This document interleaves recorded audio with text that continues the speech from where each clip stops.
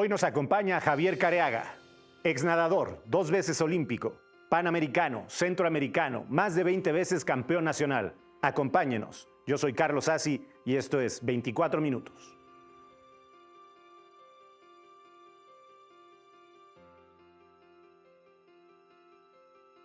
Javier, bienvenido. Gracias. Gracias por estar con nosotros. Javier, tu historia en la natación empieza muy temprano. Como niño practicas natación como algo a lo que tus padres te llevan. Y pronto empiezas a asumir metas en el ejemplo, en este caso, de tu hermana mayor, ¿no? Es campeona nacional a los 10 años. Luego, más tarde, tiene otro papel. Cuéntanos un poco de esto. Sí, fíjate que es curioso cómo sin darnos cuenta, ¿no? Se van sembrando las posibilidades que luego materializamos. Empiezo a nadar muy pequeño, sin darme cuenta que ese iba a ser verdaderamente un proyecto de vida. Me quedo en un contexto, por un lado, divertido, con un grupo de amigos con el que nos divertíamos y entonces la natación no era un agobio. Segundo, como dices, con mi hermana ya como una líder, como un ejemplo, porque ella se vuelve campeona nacional y eso también norma lo que era posible. Y tercero, porque esto sucedía dentro de un equipo que había sido fundado por Ronald Johnson, que fuera el entrenador nacional de México 68, en donde ya había una cultura de vamos a ser campeones. Y no te das cuenta, pero eso lo vas mamando y se va volviendo algo desde donde te articulas. Claro, y hablas de Ronald Johnson y del 68 y el Tibio Muñoz. Y cuando tú eres campeón nacional, después de tu hermana, 3 años después, aparece la figura del Tibio Muñoz ahí como una semilla de algo. Campeonato nacional, sin esperarlo, gano los 100 metros pecho de manera muy insólita para mí. Me premia el Tibio Muñoz. Estaba yo sentado junto a él y llega, me parece que una periodista de Ovaciones y me dice, ¿hasta cuándo vas a dejar de nadar? Y creo que porque estaba ahí el Tibio, lo volteé a ver y dije, hasta que vaya a unos Juegos Olímpicos. Lo dije sin pensar, pero es curioso cómo esas ideas se van quedando y van germinando. Claro, y esta germina. Y luego empiezas, digamos, tu carrera juvenil, ya con miras a algo más concreto. Estás en un selectivo en Huastepec con terribles dudas, a causa del estrés probablemente ocasionado por la competencia. Así es. Y de nuevo aparece esta figura tan determinante que estaremos viendo, que es tu hermana. Así es. En tu gran momento de duda. Así es. Y fíjate, desde ese momento que decreto que voy a ser olímpico, durante los siguientes 7 años no vuelvo a ser campeón nacional. Me tardé en crecer. A los 13 años yo era un niño y ya competía contra, chavos que se veían como tú, ¿no? Ya con bigote pero me gustaba, ¿no? Y seguía yo en eso y me gustaba. Y llegan los Juegos Olímpicos del 84, un año antes de lo que mencionas, y veo todo el glamour y veo al hombre que vuela y que se pone en la inauguración los cohetes. Y ahí me cae el 20, digo, si de verdad quiero que este sueño de ser olímpico se materialice, tengo que actuar.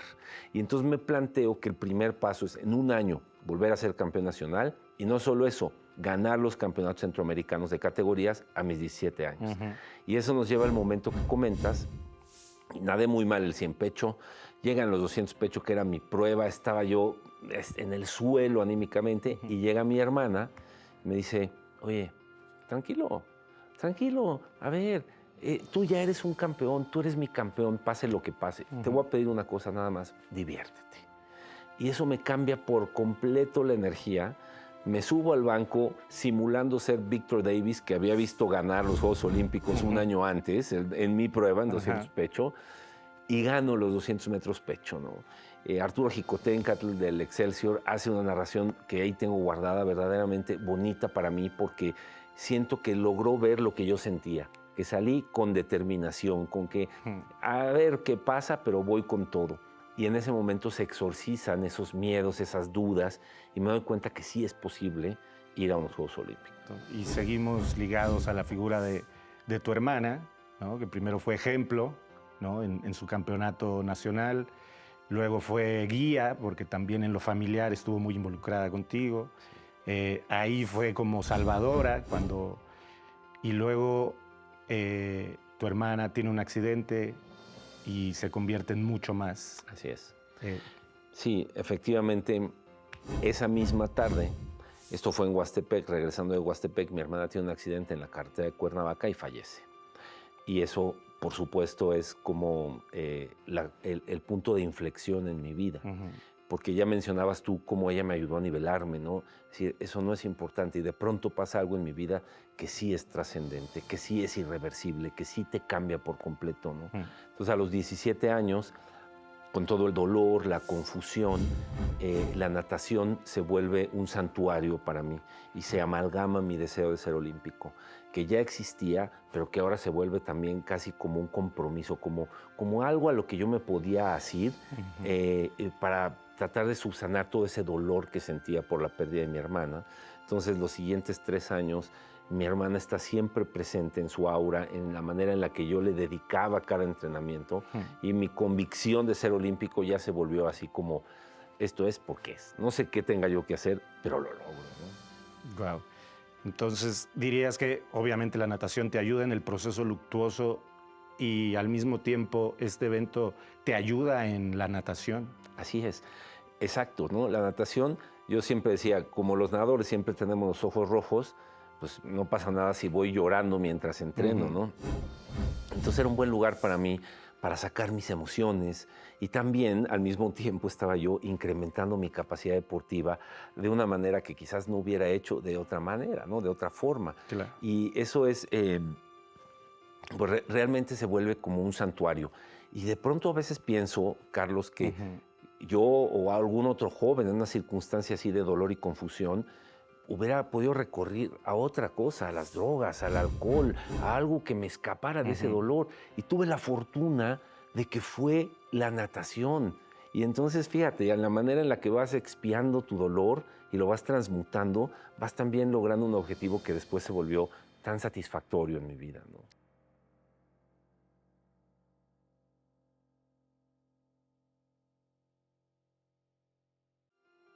Seúl 88, ¿no? Ya la meta clara y definida, el proceso de sanación y de entregarse a la natación. Cuéntanos un poco de ese proceso que te lleva finalmente a Seúl y de la experiencia de ir a unos Juegos Olímpicos en un país ajeno donde las distancias eran más grandes que hoy. Así porque es. hay mucha más información ahora. Cuéntanos esto, por favor. Totalmente, ¿no? Cuando pasa lo de los centroamericanos y mi hermana, un año más estoy en México, gracias al apoyo quizás de verdad que habían hecho mis papás de hacer un fondo de ahorro para mi educación, pude irme a un equipo en Estados Unidos que era muy poderoso y ahí tengo un primer shock, porque yo me voy siendo campeón nacional y llego ahí a ser un don nadie en ese equipo. Golpe de realidad. Ahorita lo mencionas, ahorita hay mucha más información, ves en internet, pero yo llegué, esto era el 87, ¿no? Entonces llego, no había nada de información y me encuentro con que pues, lo que yo hacía en México era poco en relación a lo que hacían en Estados Unidos. Era quinto lugar yo de mi equipo en la prueba donde yo era campeón nacional. Empecé desde abajo, me mandaron al equipo B y eso es importante porque al final muchas veces en la vida tenemos la oportunidad de hacernos chiquitos o agarrar con humildad y empezar a crecer desde ahí. Entonces tuve 2 años de mucha intensidad de entrenamiento. Un año después de estar en Estados Unidos, logré ir a los Panamericanos. Quedé cuarto lugar nada más porque porque me corté las uñas, ¿no? Si no me las hubiera cortado, yo creo que sí ganó la medalla de bronce.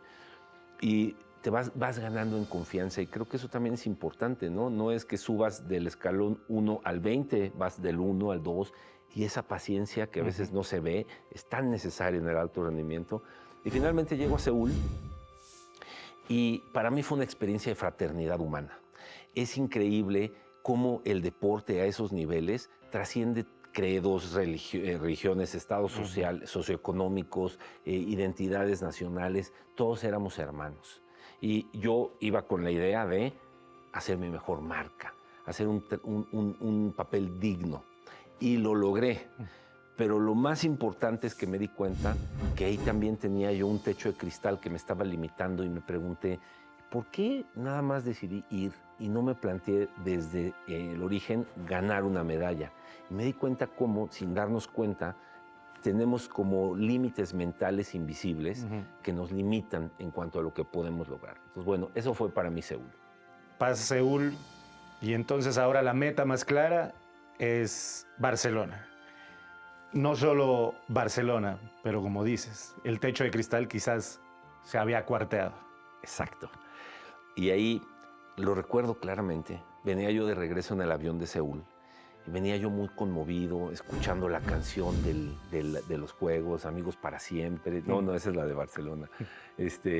Y, y, y anoté y escribí una carta a mi hermana, ¿no? A mi difunta hermana, y donde le compartía todo lo que yo había aprendido, todo lo que la quería y todo lo que yo había aprendido en este camino y cómo había sentido su compañía. Y me recuerdo que acabé la carta diciendo, todavía no sé, pero si voy a Barcelona, no es a ir, nada más, es a ganar una medalla. Y ahí ese techo de cristal cambió. Y me di cuenta que podía articularme distinto pensando en ir a Barcelona. Luego dicen, cuéntale tus planes a la vida para que se ría de ellos. Tienes toda la razón, porque en cuanto regresé a México, me lastimé la espalda y estuve 2 años prácticamente fuera de circulación. Entonces mi plan de ir a Barcelona se trastabilló. En ese inter me cambié de universidad y de pronto faltaban 2 años para Barcelona y ya estaba yo bien de la espalda. Y dije, ¿qué onda? ¿Sigue vivo ese sueño? Y fui al centro acuático de la Universidad de Texas a sentarme ahí y sentí como ese templo con olor a cloro me ayudaba a aclarar mis ideas. Dije, sí, estoy dispuesto a dedicarle estos 2 años de mi vida como prioridad a ir a ganar unos Juegos Olímpicos, porque esa ya era mi meta. Y ahí me gustaría platicarte que así como el tibio fue importante, ¿no? Ahí volvió a ser importante porque él cuenta una anécdota de que cuando tú quieres, digamos, pegarle a la luna, le apuntes al sol. Y eso fue lo que me pasó ahí. Realmente me doy cuenta que el haberme atrevido a plantearme qué necesito hacer para ser medallista olímpico, me hizo hacer cosas que no hubiera hecho si mi pregunta hubiera sido, ¿qué necesito hacer para volver a calificar a los Juegos? Claro. Y eso es bien interesante. Entonces, arranco mi entrenamiento con la Universidad de Texas, califico los Juegos Panamericanos, vamos todo bien, mi mejor marca, y me da hepatitis. Entonces, eso que dices de cuéntale tus planes a la vida para que se ría, me quedo con hepatitis, me quedo fuera del Panamericano y bueno, hago una pausa ahí. Y en esa pausa también, un poco más adelante, defines como una estrategia para intentar lograr la meta que ya te habías fijado y que resulte en este proceso que es fantástico por la gente que se involucra y todo lo que significa. Así es. Lo irónico, Carlos, es que me da hepatitis en junio. Para mediados de julio ya estaba yo bien, aunque ya el Panamericano se me había ido. El doctor me dice, aguanta un mes más y luego ya puedes empezar a entrenar para los Olímpicos. 15 de agosto voy, me hago un análisis de sangre, la sorpresa, recaí de hepatitis. Wow. Y entonces ahí sí es donde digo, ¿qué óvole? O sea, ¿ahora qué? Entonces me quedo agosto, septiembre, octubre y noviembre con hepatitis, diciembre sin entrenar. Y en todo ese proceso la pregunta era, ¿qué me quiere decir la vida? ¿Me retiro o doblo mi apuesta y veo cómo le hago? Y entonces en esos meses de soledad y de inactividad, yo visualizaba. Decía, sí quiero. Todos los días me visualizaba entrenando y compitiendo y ganando una medalla y comía sano para no engordar y mantenerme lo más cercano posible a un estado físico óptimo. Y en diciembre, junto a mi familia, con el liderazgo de un tío mío que es excéntrico y no convencional en sus formas, y le decimos a toda la familia, oigan, tenemos un proyecto, se llama el Plan X, ya luego le ponemos nombre, y queremos saber quién de ustedes quiere participar. Cada uno tendrá que aportar lo que pueda, lo que tú sepas y quieras aportar, y el objetivo de este proyecto es que juntos, a través del cuerpo de Javier, ganemos una medalla en los Juegos Olímpicos de Barcelona. Total, tenía un equipo increíble y yo no podía nadar ni 25 metros seguidos el 6 de enero que empecé a entrenar. Wow. Tenía 4 meses para los selectivos y era una marca que nunca había hecho.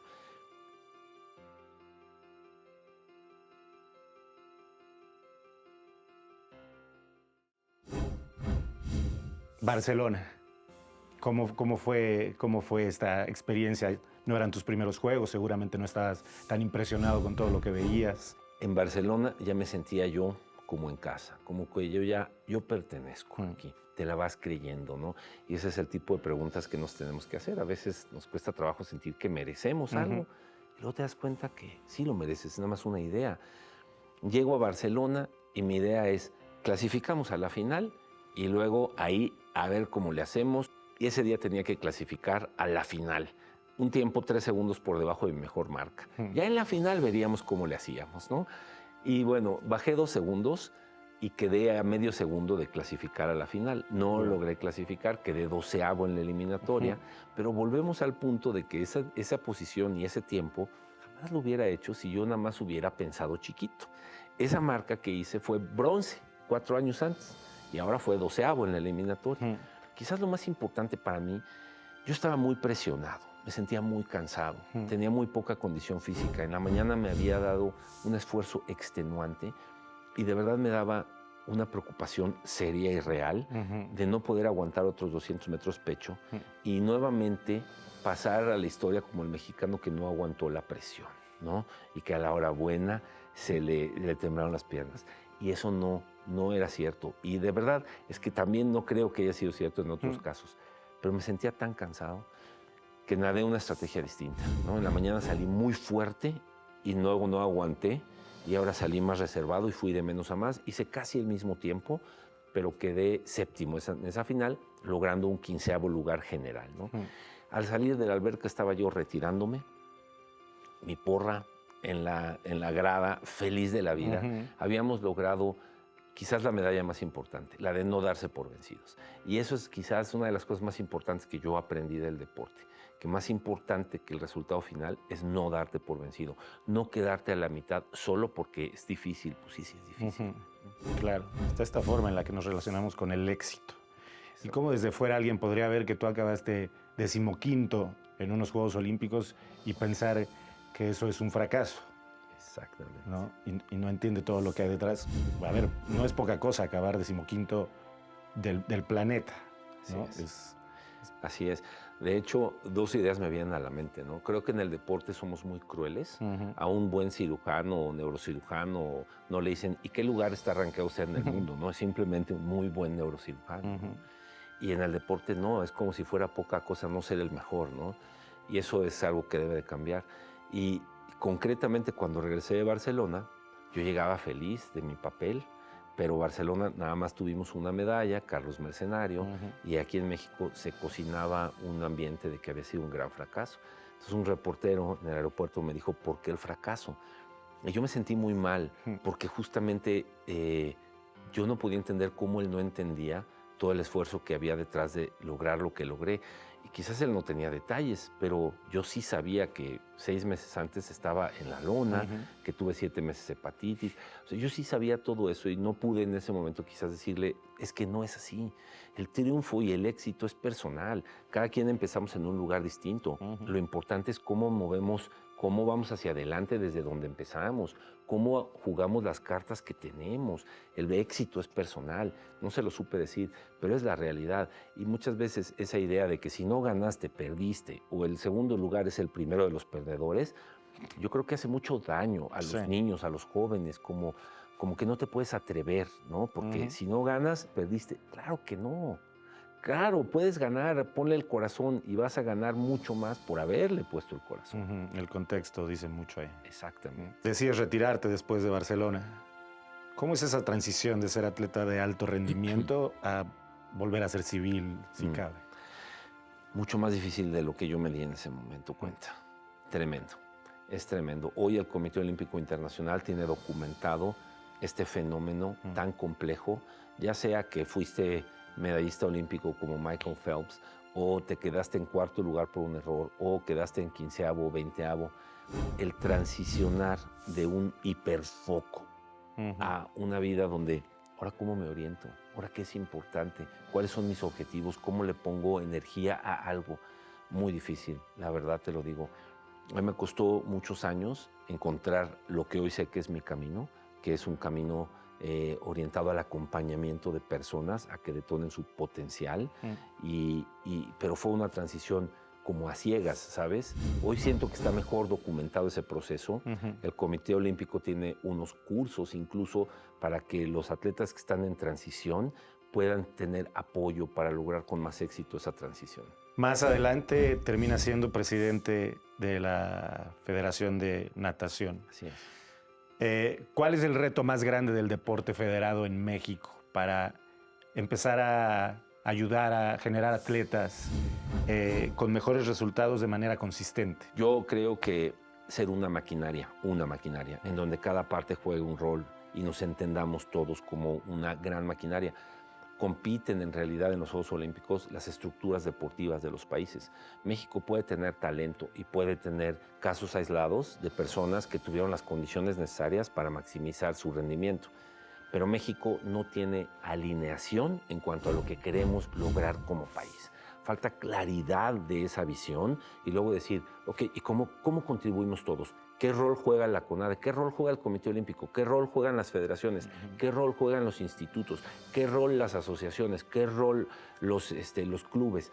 No existe claridad, no existe una intención compartida de que México tenga consistentemente resultados deportivos, porque además son transseccionales. Un resultado deportivo real toma más de 10 años. Bueno, al margen o a la par del deporte, has hecho otras cosas y haces otras cosas. Eres conferencista, eres consultor, eres coach de vida y corporativo y ahora también eres autor. Así es. Yo creo que, como te decía, me tomó tiempo encontrar qué era lo que de manera profesional yo quería hacer y yo te lo describiría en acompañamiento para que las personas puedan detonar su máximo potencial.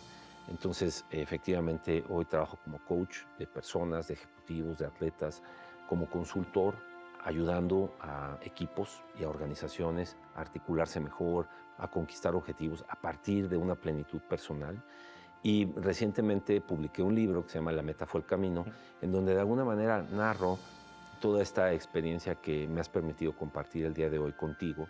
Y creo que la tesis de ese libro es el valor y el derecho que tenemos las personas de alinear nuestra vida por una meta que nos sea relevante, sin miedo a que si no sale, a que esto, que el otro, lanzarse. Por eso se llama La meta fue el camino, porque más importante que la meta en sí misma es la persona en la que tú te conviertes por haber tenido esa meta, por lo que tienes tú que crecer, por los desafíos, por cómo te superas a las dificultades, por la resiliencia, por el carácter, por la amabilidad, por la lealtad, por la solidaridad, ¿no? Entonces, ese es este nuevo libro y muchas de las conferencias que doy van alrededor de eso y yo lo que invito a la gente es a romper sus techos de cristal, ¿no?